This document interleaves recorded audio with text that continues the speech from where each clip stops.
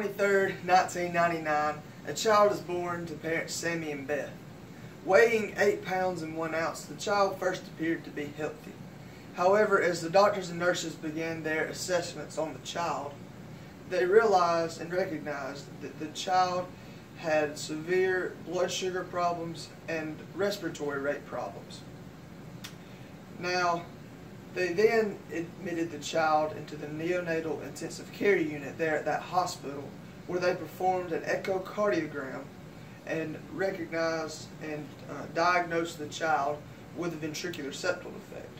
A ventricular septal defect is a congenital heart defect that is common among infants, and when treated correctly, it does not have any lifelong issues. Now, what is a ventricular septal defect? Now, at its core, it's a hole in the heart. It is a hole in the septum, or the wall that divides both ventricles, one ventricle pumping oxygenated blood, the other pumping deoxygenated blood. The oxygenated blood gets mixed in with the deoxygenated blood, causing the right side to swell and the lungs to become congested. Now, around 0.42% of babies suffer from a ventricular septal defect, which, to put that into perspective, if you filled Bryant-Denny Stadium with babies, if you filled all 101,821 seats with nothing but babies, about 428 will have a ventricular septal defect. Now, when it is tested, typically it's tested through an electrocardiogram or an echocardiogram. An echocardiogram is where sound waves are, where the baby is tested through sound waves and determines the location, the severity, and the size of the ventricular septal defect. Now, an electrocardiogram is where doctors put electrodes on the baby's skin that shows the electric activity throughout the heart. The cause to a ventricular septal defect is not clear. Some doctors say that it is genetics. Maybe it is something like cerebral palsy, where the child was just born with it. It was just a product of its genetic makeup. For instance, the child in the story had a genetic history, a genetic makeup that influenced the ventricular septal defect. Another cause could be the environment, whether that is the mother's environment or the baby's environment. Typically, when it's the mother's environment, it would be something as to smoking, to drinking, drug abuse, something to that matter, over-the-counter medicine abuse, something like that. The symptoms often include poor eating, failure to thrive, breathlessness, and easy tiring. The small defects typically have no problems, but the large defects have some pretty big ones.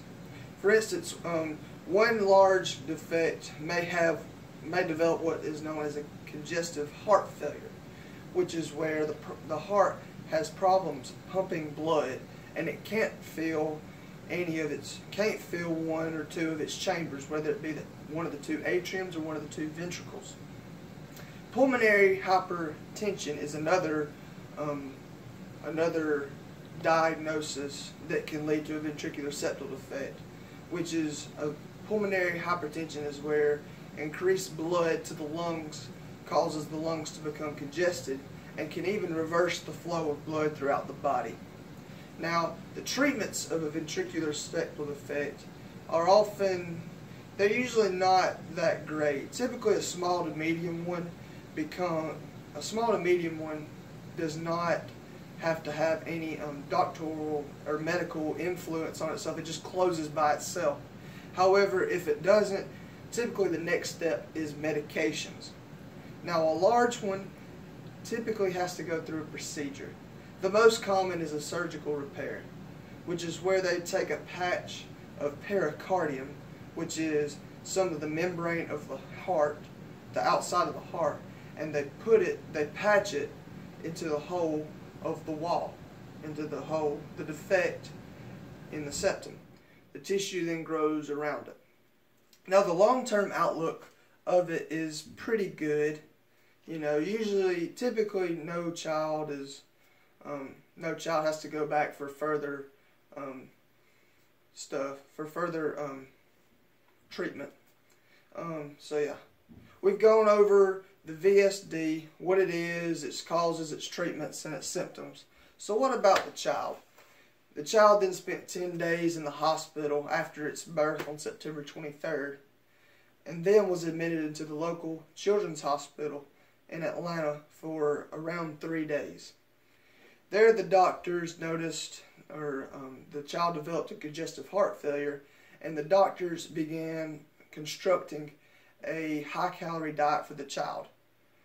Now, they then sent the child home, and at home his congestive heart failure began to worsen. 5 weeks later, the child had open heart surgery.